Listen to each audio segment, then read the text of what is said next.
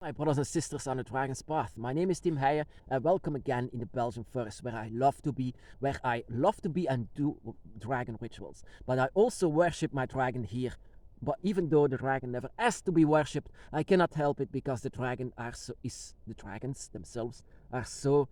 Yeah, that is the first thing that I've ever said when I detected the dragon spirit. That was how pure it was. The most purest spirit that you can even imagine, that you cannot even imagine. Here in this world, there is nothing more so pure than a dragon spirit. But that can be because you are connected with the dragon. That if you are not connected, you can even see and feel the purity of the dragon. Even though the people say that dragons are nothing at all like it, that they are just animals or spirits that don't even exist. But I experience them as the most purest beings that they can ever be. And these beings are can be very much detected wherever nature is very wild. And of course, humans, see dragons as some kind of a fantasy tale, that they joining people inside of war, and that sometimes they are used as being war material, that they have epic adventures together. Well, actually, the most epic thing that can ever happen to a dragon is surviving. And that is what I came to realize once I connected with the dragon themselves. Epic tales of the dragons is simply surviving here in this world, and that is the worst thing that you can ever do to a dragon, is actually taking away their children. Because you can take away gold or whatever, the dragon doesn't actually care for that. That is because humans don't understand dragons. But the worst thing that you can ever do to a dragon is taking away their offspring. When they have children, then if you take away from it, humans are capable of doing something like this, to have dragons as pets and kill the mother, and so take away. Sometimes it feels like humans are so evil to do something like this. And then, of course, blaming the dragon for defending their young. Well, and that is where you comes in, my brothers and sisters. A lot of you have been, connected with a spirit by your side that can be or your child, or a mother, or even a father.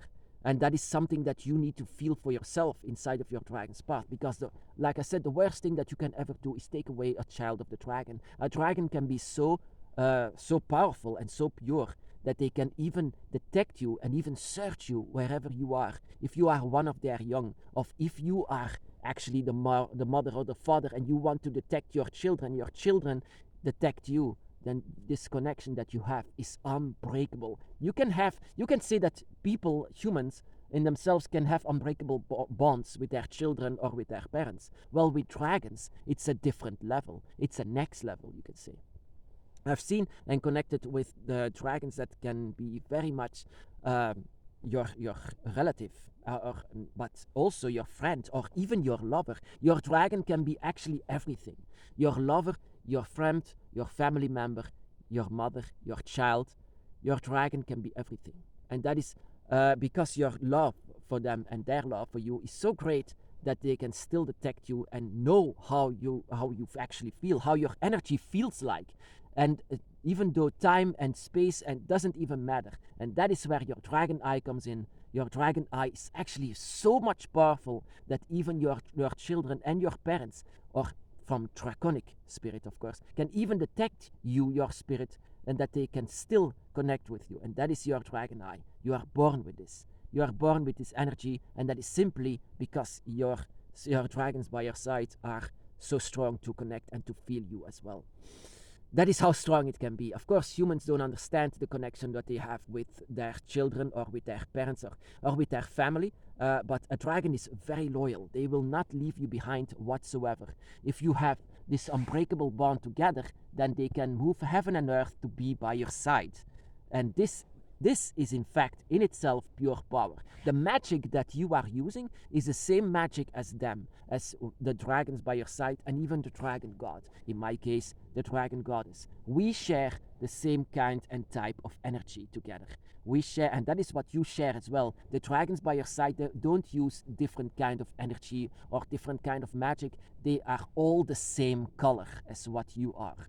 You're all the same color, then you can also have this. Even if your dragon by your side is your lover and don't have a connection like a family is. But even then, you still connect with the same color because you are born together now in this world. When you were born in this world as a human being, your dragons were standing there. Whenever you saw the light of day for the first time here as a human being, your dragons were there. And you were there with the same color as they have. You have your spirit, you cannot see it now, but through your eyes maybe you can. But your spirit shares the same color as the colors of the dragons by your side. So it can be dark, it can be light, it can be white, it can be whatever. But my dragon, for example, for the first time was black, and then later on changed into brown. But that is my, it's sometimes actually a bit like annoying to say, but my color turned out to be brown, and that is what you can also as well try to connect with. I mean, to know what your color is, whatever. But every color wants to say something. But in the beginning, it was like black, and it can change color, of course. But you are always connecting with each other. You are never far away from each other because you are born with this. How can you break a dragon eye? Actually, you cannot by turning your back to the dragon. You can break your dragon eye by turning your back on the dragon, but your dragon will not do that. Your dragon will not accept that you are turning the back on them. They will not accept that, and you know that is also one of the worst things that you can do to a dragon. That is turning your back to them and keeping your back to them. That is, I've seen it once of someone who was actually forced to do that, forced to do to ditch their dragons, and she was actually doing this, forcing herself to push the dragon away and keep on doing that. I tried to connect with her, saying, "Why are you doing this?" And she said, "Because of my parents. They told me it's evil. I should get out of it." I said, no. Your dragon is there for you. Your dragon moved heaven and earth for you. I mean, don't do this to them. Don't do this to him. And she said, "Yeah, we are not going to talk with each other anymore." And after this just brief moment, I saw this dragon of her, and this dragon was looking at me the most, oh my goddess, it was painful. It was painful. And that is how I felt how much pain a dragon can have if you turn their back on them.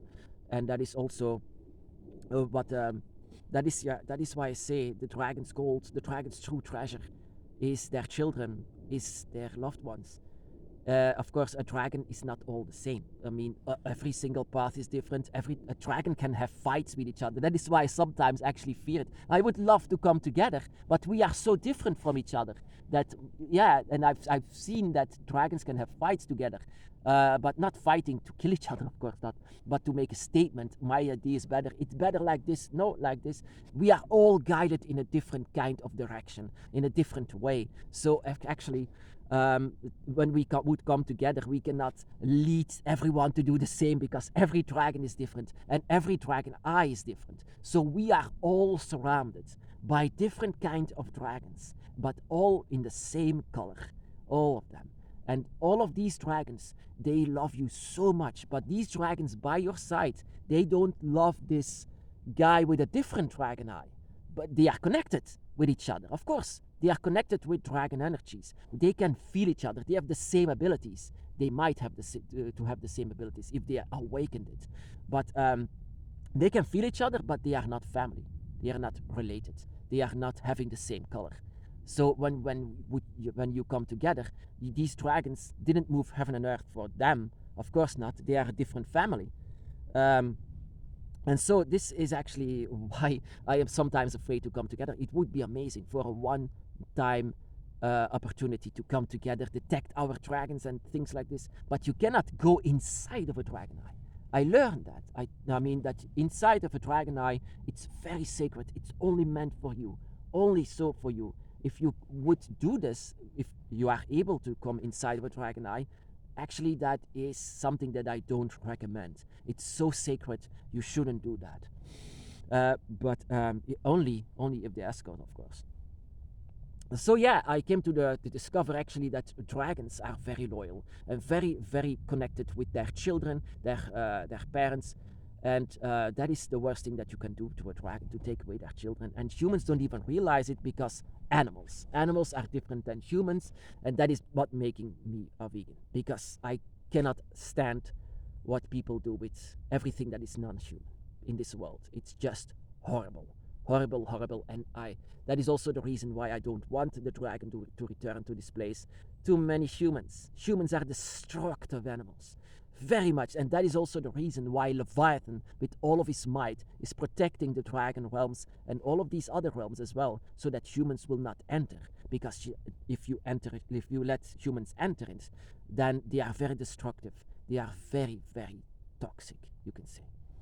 Even though I have to speak against my own kind, but if you look in this world with dragon eyes, you see horrible things that is happening because of humans. The destruction, the greed, everything that humans do is just a nightmare for everything that is alive in this world.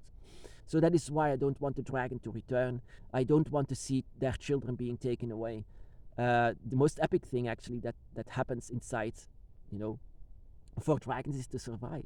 This is their epic tale. This is what I see through my eyes. Their way of surviving, but also their way inside of the realms, together with the dragons by your side, of course.